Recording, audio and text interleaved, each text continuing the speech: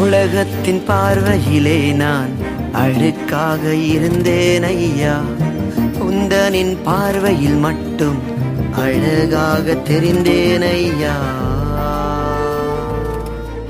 நான் உங்களை கீர்த்தியும் புகழ்ச்சியுமாக வைப்பேன் என்று கர்த்தர் சொல்லுகிறார். செப்பனியா 3ஆம் அதிகாரம் 20ஆம் வசனம். அழகாக தெரிந்தேன் ஐயா, அழுக்கென்று தூக்கி எறியாமல் அழகென்று அணைத்து கொண்டீரே, அழுக்கென்று தூக்கி எறியாமல் அழகென்று அணைத்து கொண்டீரே.